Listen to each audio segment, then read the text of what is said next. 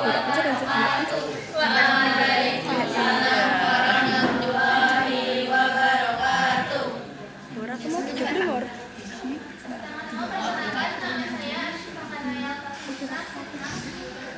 Itu apa Mor?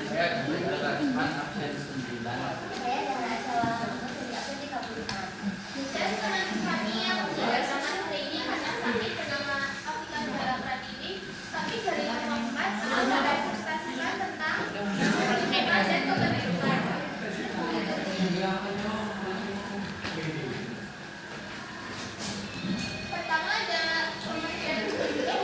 Penduduk adalah seseorang atau sekelompok orang yang bertempat tinggal di suatu daerah selama 6 bulan atau lebih, atau kurang dari 6 bulan dan bertujuan untuk menetap. Nah, teman-teman, di sini kami menyajikan grafik pertambahan penduduk dunia dan Indonesia dari Gelap dan Mor. ini dari tahun 1950 terus 1970 sampai ke prediksinya 2050. Nah, ini analisis dari grafik yang tadi ya teman-teman. Di tahun 1950 sampai 1990 terjadi kenaikan sangat cepat. Ini disebut dengan ledakan penduduk yang dipengaruhi karena kemajuan teknologi kesehatan, penurunan angka kematian, peningkatan produksi pangan. Selanjutnya di tahun 90 sampai 2024 pertumbuhan masih naik, tetapi mulai lambat karena penurunan angka kelahiran dan juga adanya program keluarga berencana. Dan selanjutnya pada tahun 2050 diperkirakan mencapai kurang lebih 9,7 miliar jiwa. Namun tahun 2020 semakin menurun karena banyak negara memasuki fase transisi demografi lain. Selanjutnya kami juga menyajikan grafik pertambahan penduduk dunia yang Indonesia Nolilik. Nolilik. terdiri dari tahun 1970 sampai 2010 terus sampai 2050 lagi. Di tahun 1970 sampai 2010 pertumbuhannya cukup tinggi. Hal ini dipengaruhi karena angka kelahirannya masih tinggi, perbaikan layanan kesehatannya juga ada, dan penurunan angka Sambung, kematian Bu. bayi. Pada tahun 2010 ini mulai melambat Karena Mor. penambahan penduduknya karena adanya program KB, urbanisasi, dan perubahan pola pikir masyarakat.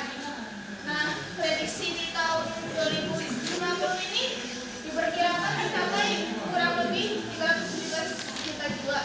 Indonesia sedang berada dalam fase bonus demografi saat itu karena jumlah usia produktif lebih besar dibanding usia non produktif.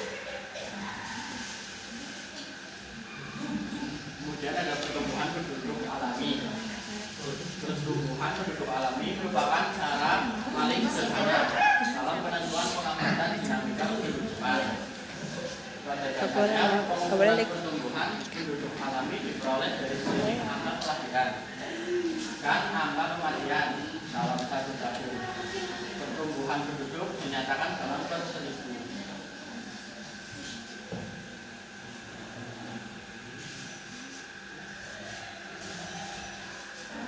Pertumbuhan penduduk alami sama dengan L min N.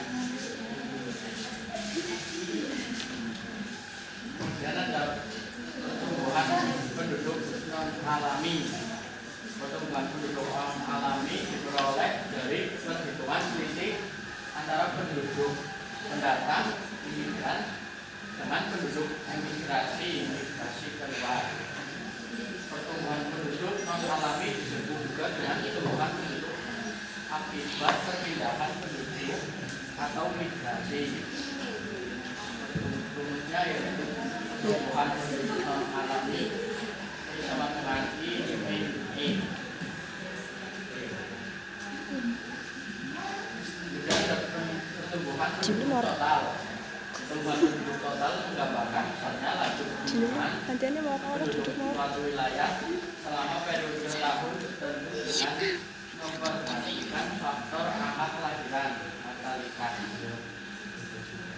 angka kematian, mortalitas, dan perpindahan penduduk migrasi.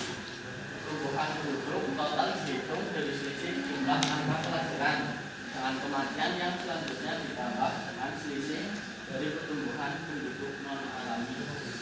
Bukan foto kan? Yaitu P sama dengan Kira. Lwin M plus Estah I namanya. min E. Estah nama. Kemudian selanjutnya adalah pendidikan. Sedangkan pendidikan adalah sumber informasi kuantitatif dan kualitatif mengenai jumlah, kebenaran, karakteristik yaitu umur, jenis kelamin dan pendidikan, dan dinamika penduduk yaitu kelahiran, kematian, dan migrasi di suatu wilayah. Data ini untuk perencanaan pembangunan, kebijakan sosial, ekonomi, serta pemetaan secara dinamis dan pendapatan seluruh daerah. Kemudian ada sensus penduduk adalah proses keseluruhan pengumpulan, pengolahan, dan penyajian dan analisis data demografi, sosial, dan ekonomi penduduk di suatu negara atau wilayah geografis tertentu pada waktu tertentu. Sensus itu ada dua. Yang pertama ada sensus rasio yaitu mencatat orang yang ditemui saat sensus, dan ada yaitu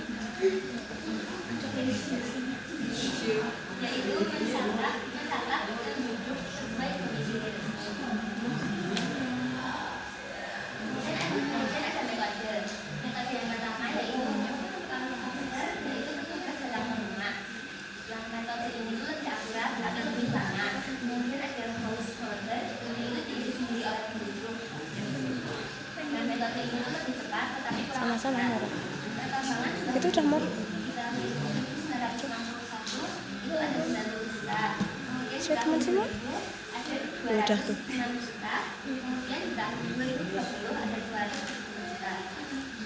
Jumlah penduduk terus meningkat, tapi lagi membutuhkan. Kemudian ada registrasi penduduk, yaitu kegiatan mengumpulkan informasi tentang peristiwa kependudukan yang terjadi sehari-hari dan peristiwa lain yang membuka status kependudukan seseorang di suatu wilayah. Kelebihannya itu adalah lebih lengkap dan selalu diperbarui. Kekurangannya negara berkembang karena masih ada peristiwa yang identitaskan. Kemudian ada survei penduduk, adalah proses pencacahan terhadap penduduk yang pada dasarnya sama dengan sensus penduduk. Hanya pada survei penduduk ini dilakukan pada beberapa daerah yang dijadikan sektor dari perhitungan penduduk tersebut. Biasanya pada survei penduduk ini dilakukan karena pertimbangan waktu, biaya, dan tenaga pelaksana survei. Kelebihannya itu ada informasi lebih luas dan lebih dalam. Aku aja. Kemudian kekurangannya tidak mencakup seluruh penduduk. Nah, selanjutnya teman-teman kita telah sampai pada refleksi melalui tugas tentang lingkungan dan kependudukan kami ini, bahwa kami lebih memahami tentang pentingnya mempelajari pertumbuhan penduduk, data kependudukan, dan dampaknya terhadap lingkungan. Kami juga belajar akan pentingnya bekerja sama, berbagi tugas, dan saling membantu agar presentasi dapat selesai dengan baik. Kedepannya, kami berharap bisa lebih kompak, lebih percaya diri saat presentasi, dan lebih Perkenalan cewek-cewek kan Mor? Perkenalan cewek-cewek kan? Perkenalan cewek-cewek. Nah, kesimpulan dari presentasi kami ini ada yang pertama memahami pengertian, pertumbuhan, dan data kependudukan. Yang kedua, mengetahui dampak pertumbuhan penduduk terhadap lingkungan dan masyarakat. Dan yang terakhir, memahami cara memperoleh data kependudukan melalui sensus, registrasi, dan survei penduduk. Apakah ada yang ingin bertanya, teman-teman?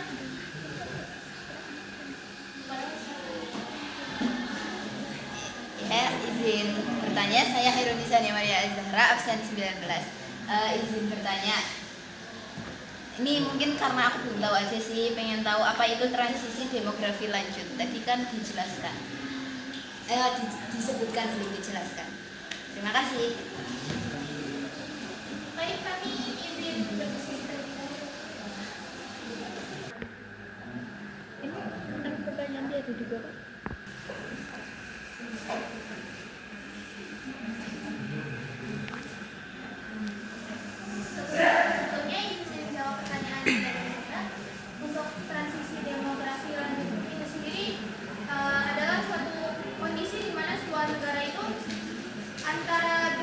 kelahiran sama kematian itu sama.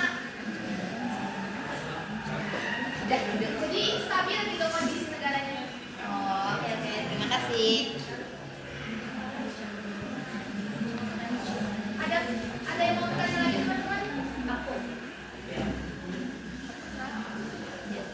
Pertama, nama saya Hawa Rakasa Purata Indi. Saya ingin bertanya tadi di slide mengenai pertumbuhan jumlah penduduk di dunia dan di Indonesia. Kalian menyebutkan adanya urbanisasi di situ, sedangkan urbanisasi adalah perpindahan dari desa ke kota. Apa hubungan urbanisasi dengan pertumbuhan jumlah penduduk di dunia dan Indonesia? Ya, itu kan ini membahas tentang pertumbuhan bukan perpindahan, Bukan pemerataan. Iya. ya itu seperti itu.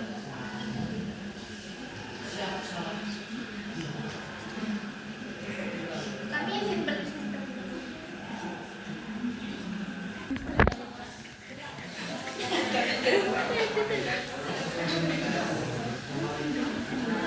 izin menjawab pertanyaan dari Hamura ya. Jadi urbanisasi sama pertumbuhan penduduk itu masih ada hubungannya. Kayak urbanisasi itu kan perpindahan dari desa ke kota. Nah, tanpa harus melalui melahirkan atau pernikahan itu kan kayak dengan melalui perpindahan ke kota aja kan udah nambah penduduk di kota gitu. Oh, berarti per kotanya ya, bukan kayak sensus dari seluruh Indonesia itu. Ya itu juga, tapi kalau untuk yang bagian urbanisasi itu tetap intinya tetap nambah buat pertumbuhan penduduk walaupun nggak secara keseluruhan. Baik, terima kasih. Jadi ada yang mau bertanya lagi teman-teman? Nah, Marmora. Satu lagi Aku. Saya. ya. Skip dulu lipat. Izin bertanya, kenapa sih data kependudukan itu penting bagi masyarakat dan juga pemerintah? Perkenalan, Mor. Oh ya, perkenalkan, nama saya Asimsa Marmora dari absen 8. Tanya kenapa? Ya, pertanyaan izin menjawab pertanyaan dari Nora. Kenapa data kependudukan itu penting buat masyarakat sama pemerintah? Yang pertama bagi pemerintah itu sendiri kan jadi bisa apa ya merencanakan anggaran pembangunan atau kayak misalnya bantuan kayak bansos kayak gitu, kalau tahu jumlah penduduknya kan bisa lebih tepat sasaran gitu. Terus kalau buat masyarakatnya biar kita juga memiliki identitas kayak KTP atau selainnya itu, karena kan kita data penduduknya dari catat kita tetap harus sebagai warga Indonesia di pemerintah. Apakah sudah terjawab?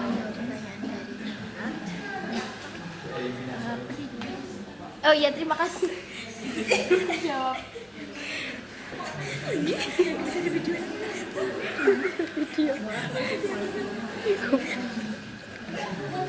Apakah ada lagi yang mau bertanya? Satu lagi yang mau bertanya. Iya, buat apa nih? Baik, izin bertanya. Perkenalkan, nama saya Faisal Salman Ilyas, absen 34. Izin bertanya. Tadi kan ada hubungannya sama organisasi. Nah, jelaskan hubungan ada apa ya? Kayak bagaimana untuk mengatasi urbanisasi itu kan pasti kepadatan kota mesti banyak dampaknya. Sebutkan dampak positif sama negatif.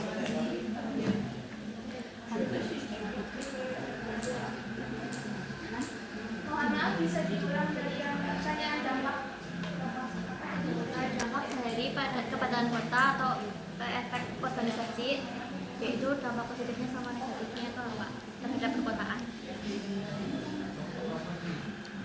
Baik, kami izin berdiskusi dulu untuk menjawab pertanyaan dari izin menjawab pertanyaan dari Vanes untuk dampak positif sama dampak negatifnya dari urbanisasi itu sendiri. Kalau dari dampak positifnya itu bisa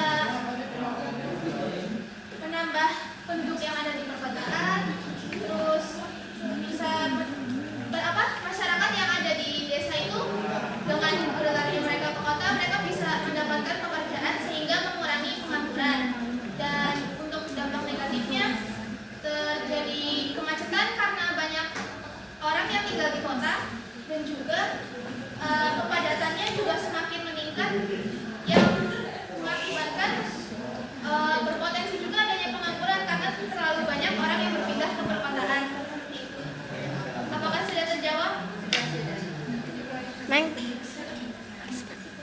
Kalista.